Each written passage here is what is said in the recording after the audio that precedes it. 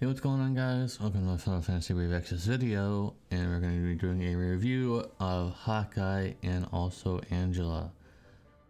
For some reason, I thought it was someone else, but no, it was Angela. So, anyways, we have Hawkeye here who barely got any changes. So if you're familiar with Hawkeye from all the hype from months ago, by the way, then you probably should be pretty familiar. 600% cap in both forms. Infinite turns, of course. The caveat being his base form really isn't used for pretty much anything.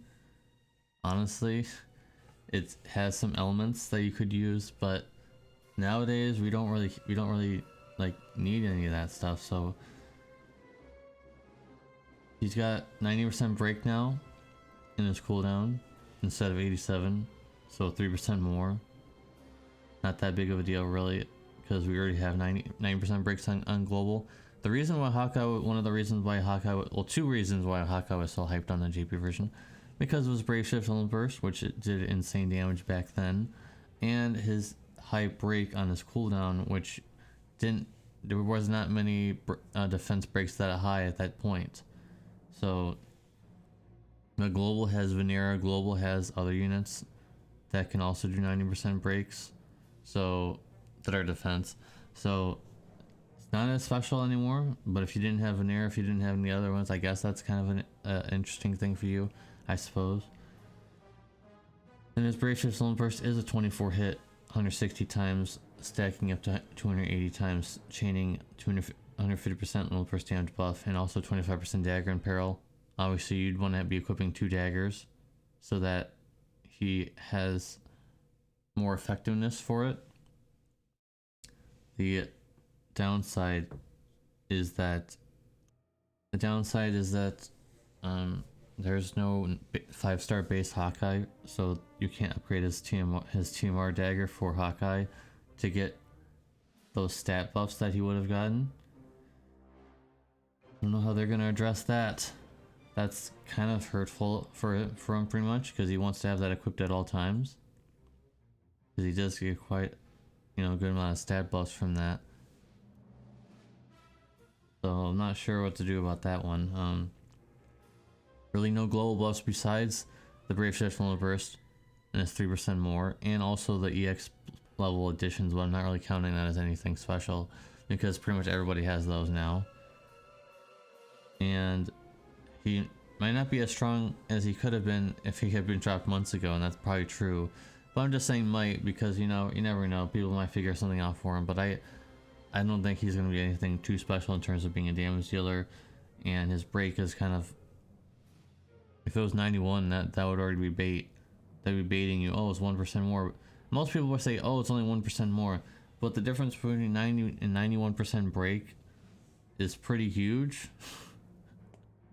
Pretty huge. So I was assuming that they were to do a little bit higher, but no, 90%. So they're too afraid of going any higher than that because it would be insane. 91% break would be pretty insane. Anything beyond 90 would be pretty insane, I think. As long as the enemy doesn't really have many passives, because you can't break those. So with that being said, most people are probably going to look at his STMR because it's the same as Sora's, and a lot of people didn't get Sora. So that's an option for people who didn't get Sora.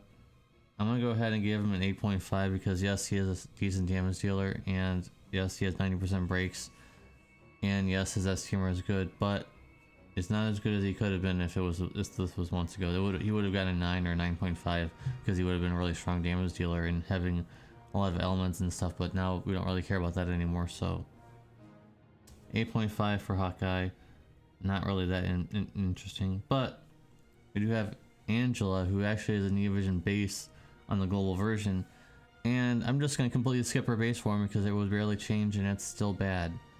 So just getting that out of the way. In her Brave Shift form, she has some water, earth, and lightning chaining, fire chaining too, in Chaos Wave Awakened. And fire is definitely the best. 100 times mod, 130% fire in peril. The others are 72 times. Permanent 200% magic buff, so it's a little, little addition. First turn quad cast, get you on your feet if you need to use those. She actually got a buff of 50% more TDH, so now she has 300% magic TDH in her passives.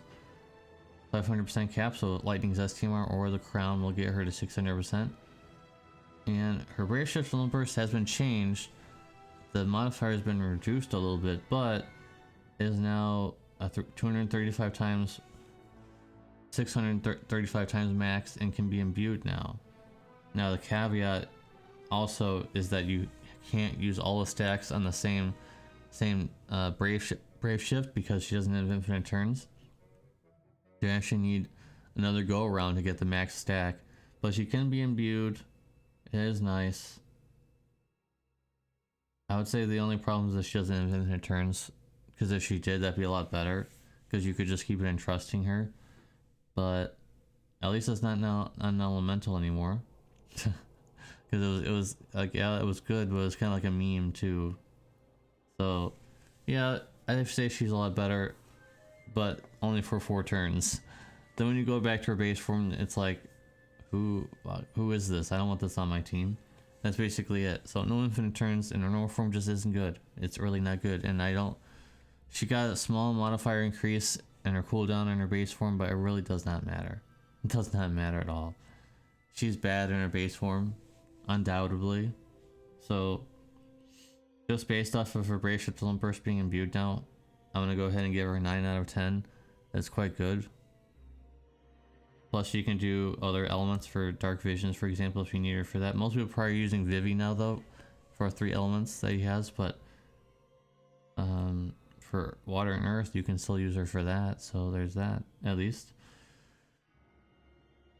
So I'm sure people are going to be talking about Clash of Wills for her, so yeah, my score for Clash of Wills is 9 out of 10, and also Dark Visions 9 out of 10 as well. So both of those, 9 out of 10 for both. And so yeah, there really isn't much else to say, guys.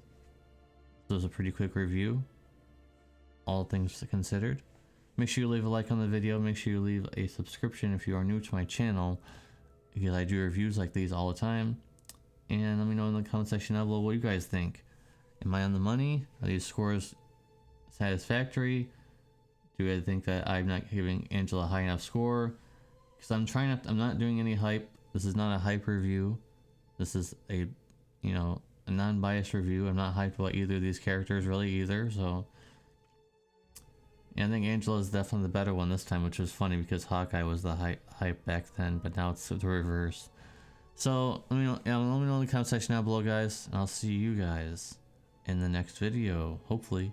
Peace.